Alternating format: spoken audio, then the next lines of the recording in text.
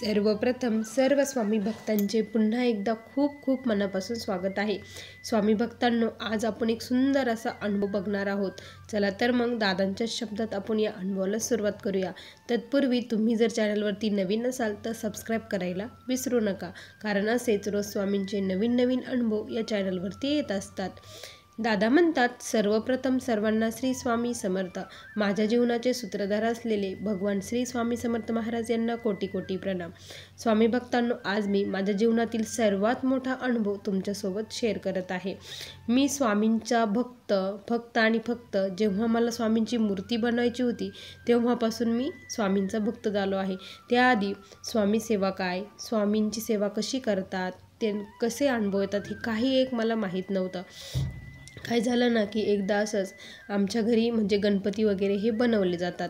मग आता सर्व काही मूर्त्या हे बनवले असतात, त्यांना कलरिंग वगैरे करणं, मूर्त्या बनवणं हे आमचं काम आहे. त्यानंतर काय झालं ना की असेच खूप दिवस झाले. घरामध्ये आमची पैशाची अडचण ही खूप असते आणि माझी आई अचानक आजारी पडली. अचानक पडली आणि तिला कुठे म्हणजे हॉस्पिटलला नेलं आणि तिला नेल्यानंतर डॉक्टरांनी सर्व काही टेस्ट करायला सांगितल्या. डॉक्टरांनी टेस्ट करायला सांगितलं, सर्व केलं आणि डॉक्टरांनी सांगितलं की त्यांच्या छातीमध्ये एक अशी गाठ आलेली आहे, त्यामुळे त्यांचं लगेच तातडीने ऑपरेशन हे करावे लागेल. डॉक्टरांनी आज सांगितलं, खर्च तर भरपूर सांगितला. आता हे कसं होणार, खूप टेन्शन आलं होतं. कुठेच मार्ग मिळत नव्हता. सर्व प्रयत्न करून थकले पण कुठंच मार्ग आम्हाला मिळत नव्हता. त्यावेळेस मग असंच काय झालं ना की आमचे एक असे परम मित्र आहेत, ते मला सहज त्यांचा एकदा फोन आला आणि ते म्हटले की स्वामी समर्थ महाराजांची खूप मोठी मूर्ती तयार करायची आहे, तू ऑर्डर घेतो का, असं ते म्हटले. आणि मला तर पैशाची खूप अडचण होती, तर मी लगेच हो म्हटलं, मी करेन म्हटलं, काही प्रॉब्लेम नाही असं म्हटलं. मग त्यानंतर काय झालं ना, आता पण मला स्वामींची मूर्ती तयार करायची, पण मला त्या मूर्तीमध्ये असं प्राण ओतायचा होता की म्हणजे ती साक्षात असं वाटलं पाहिजे की महाराज लगेच आपल्यासोबत बोलतील, अशी मूर्ती मला तयार करायची होती. पण मग काय झालं की मग मी मूर्ती तयार करायला घेतली. आईला तर आम्ही घरी आणलं होतं, पैशाचं अरेंजमेंट होत नव्हतं, त्यामुळे आई घरीच होती. तर घरीच तिची ट्रीटमेंट वगैरे चालू होती. आता स्वामींची मूर्ती बनवायची, मी माझ्या मिसेसला सांगितलं की मला स्वामी समर्थ महाराजांची मूर्ती बनवायची आहे, पण ते कसे दिसतात काय हे मला काही माहीत नाही.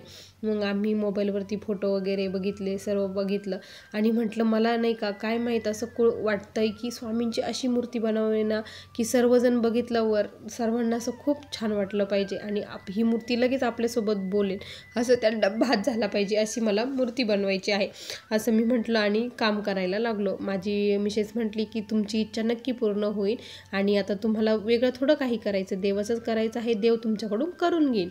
तिच्या नकळतपणे तोंडातून असे शब्द निघले. त्यानंतर मग मी मूर्ती करायला घेतली. मूर्ती तयार करायचो, पण मूर्तीचं कधी नाकच बिघडायचं, तर कधी तोंडच बिघडायचं, कधी कानच बिघडायचा, व्यवस्थित येतच नव्हतं, कधी खांद्यावरनं होत नसायचा. खूप प्रयत्न केले, खूप म्हणजे खूप प्रचंड प्रयत्न केले, पण माझ्या प्रयत्नाला काही केल्या यश येत नव्हतं.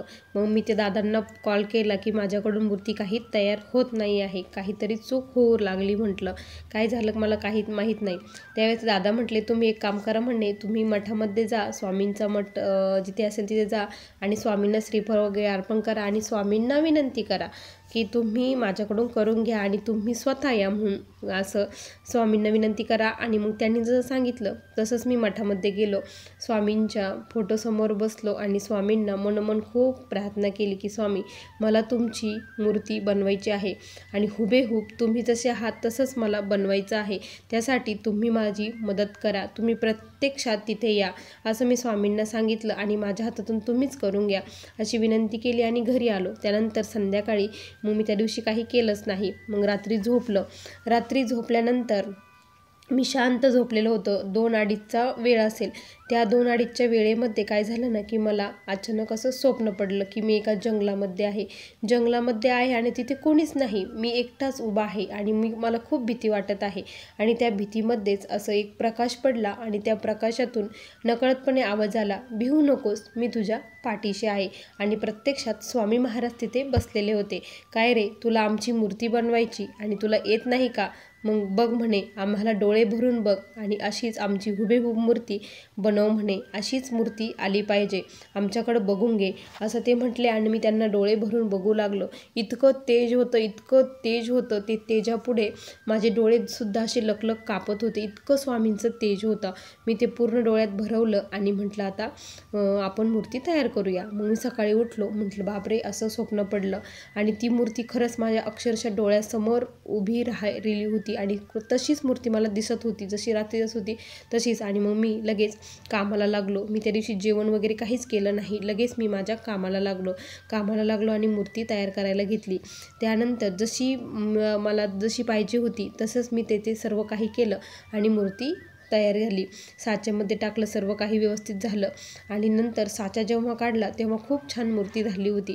मग त्यानंतर तिला कलर वगैरे दिलं, फिनिशिंग केली. इतकी छान, इतकी भारी दिसत होती ना ती मूर्ती. खरंच मला देखील असं खूप छान वाटत होतं त्यांच्याकडे बघून. आणि त्या दिवसापासून खऱ्या अर्थाने मी स्वामींच्या सेवेमध्ये आलो. स्वामींनी मला त्यांच्या सेवेत घेतलं आणि त्या दिवसापासून मी स्वामींची सेवा करू लागलो. जेव्हापासून मी स्वामी सेवेत आलो ना, तेव्हापासून असंख्य अडचणी, असंख्य दुःख आमचे कमी झाले. आणि बघा, जेव्हा माझ्या आईला सांगितलं होतं, ऑपरेशन सांगितलं होतं, त्यानंतर मी सेवेत आलो. सेवेत आल्यानंतर मी दिंडोरीला गेल्यानंतर तिथे सेवा घेतली आणि त्यांनी काही घरगुती उपाय, त्याचबरोबर सेवाबरोबर दवा असं सर्व काही केलं आणि ते उपाय केले आणि सेवा केली. तर नंतर जेव्हा माझ्या आईचं 6 महिन्यानंतर पुन्हा चेकअप करण्यात आलं, त्यावेळेस जी गाठ सांगितली होती ती पूर्णपणे नाहीशी झालेली होती. कुठेच काही नव्हतं, कुठलंच ऑपरेशन नाही. खरंच जे होतं ते चांगल्यासाठीच होतं, कारण आमच्याकडे पैसे नव्हते म्हणून हे ऑपरेशन थांबलं गेलं होतं. जर पैसे असते तर ते लगेच ऑपरेशन झालं असतं आणि ते ऑपरेशन झालं असतं तर माझी आई कदाचित आज आमच्यासोबत राहिलीही नसती. पण फक्त स्वामी कृपेने आज ही झाली आहे. स्वामींना मला सेवेत घ्यायचं होतं आणि आईलाही बरं करायचं होतं. त्यामुळे स्वामींनी असा हा चमत्कार आमच्या आयुष्यामध्ये घडून आला. खरंच स्वामी भक्तांनो, फक्त अंतःकरणापासून स्वामींचं नाव घ्या, स्वामींची सेवा करा. स्वामी तुम्हाला देखील असेच छान छान अनुभव देतील आणि तुमचे देखील सर्व दुःख दूर करतील. असा मला आलेला हा अनुभव होता. श्री स्वामी समर्थ. बघा स्वामी भक्तांनो, किती सुंदर अनुभव होता. तुम्हाला दादांचा अनुभव कसा वाटला नक्की कमेंटमध्ये कळवा. पुन्हा भेटूया अशा सुंदर अनुभवासोबत. तोपर्यंत सर्वांना श्री स्वामी समर्थ. जय जय स्वामी समर्थ. श्री गुरुदेव दत्त.